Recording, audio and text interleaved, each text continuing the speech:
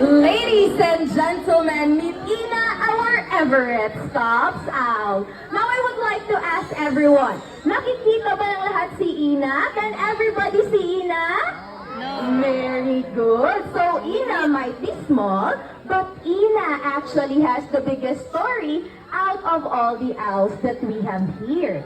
Ina was donated to us by the principal and teachers of Inayangan National High School, thus her name. Her nest fell from a tree during a strong rain, and they were supposed to be a brood of 3, but only Ina was able to survive. That is why Ina might be small, but she is considered to be one of the strongest owls that we have here in Malagos Garden Resort.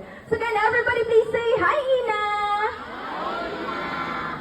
So by now, you might be wondering, what do owls eat? They actually eat rats and rodents. That is why owls are very beneficial to farmers because they eat the pest in their farmlands. So that's it for our lovely owls this morning. And we are done with raptors. Tapos na po tayo sa ating meat-eating bird. And this time, I'm going to introduce a different type of bird with a different type of diet. So I guess everybody is ready? Please help me welcome. Our next teacher bird is going to be Terry. Come on, Terry!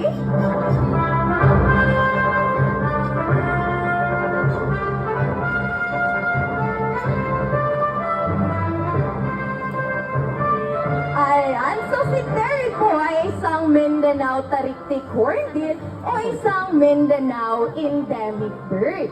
That means, dito lamang po sila sa Mindanao makikita. So if you're visiting from Luzon, from Visayas, or from other countries, you are very fortunate because you're able to see this Mindanao endemic bird. You know what? There's actually a sad story about this bird because their population is continuously decreasing because of deforestation. Dahil tayo mga tao, hindi na po natin napapansin na unti-unti na po nating nakukuha ang kanilang mga tirahan. Where they once lived for them to breed and to multiply. That is why here in Malagos Garden Resort, we advocate wildlife conservation breeding program. And as a matter of fact, through the efforts of late Dr. Bo Pantestina, we are very glad to tell you that we have successfully bred 3 of this Mindanao endemic bird over the years in captivity, which is a very difficult thing to do, but because of love, passion, and commitment, nothing is really impossible. I am sharing this because I would like to encourage every one of you to please help out in preserving this very beautiful and fragile environment of ours and the wildlife that we have. Magtulungan po tayo.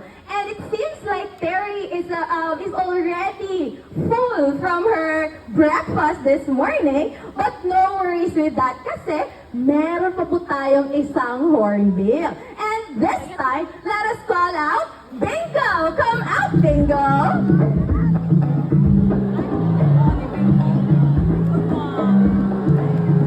So kung kanina po si Terry ay isang Mindanao Tariktik hornbill, eto namang si Bingo ay isang Rufous hornbill. Or locally, tinatawag natin silang Kalaw. Very good! So here in Baguio District, nako, ang dami-dami pong mga kalaw dito. And that's because of the forest that